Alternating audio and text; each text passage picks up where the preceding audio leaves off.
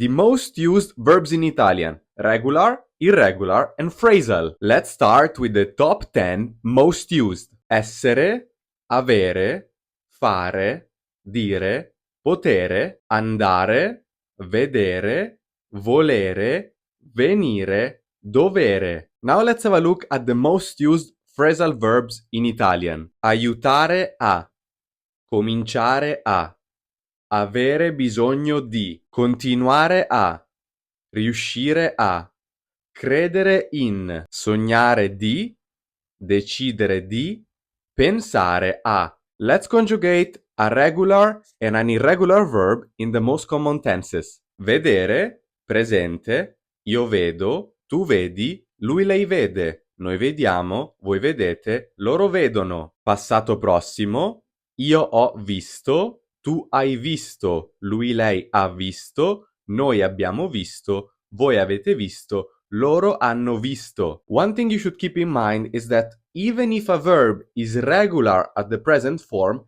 can still be irregular at the past form. In fact, the regular past of vedere should have been veduto. But as you can see, the past is visto. The other thing you should know is that you can use the simple present to talk about the future in Italian. Of course, we have a dedicated conjugation for the future in Italian, but you don't have to study it.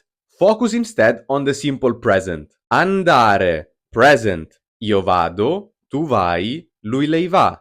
Noi andiamo, voi andate, loro vanno. Passato prossimo. Io sono andato, tu sei andato, lui è andato, lei è andata. Noi siamo andati, voi siete andati, loro sono andati. Here we have the reverse case in which a verb that is irregular at the present becomes regular at the past. Another thing to keep in mind is that because we are using essere to form the past, we need to change the ending of the past for gender and number of the subject. And now let's have a look at a couple of sentences with phrasal verbs. Io sogno di vivere al mare. Ho bisogno di studiare la grammatica italiana. Ho deciso di cambiare lavoro. One thing to notice is that sometimes in English you will use the ing form after the prepositions, but in Italian we always keep the infinite form. Vivere, studiare, cambiare. Verbs in Italian are very complex, but they are the most important thing that you should know if you want to speak fluently in Italian. If you need help with your studying, this is the book that I always recommend. I hope this was helpful, and as always, enjoy learning Italian.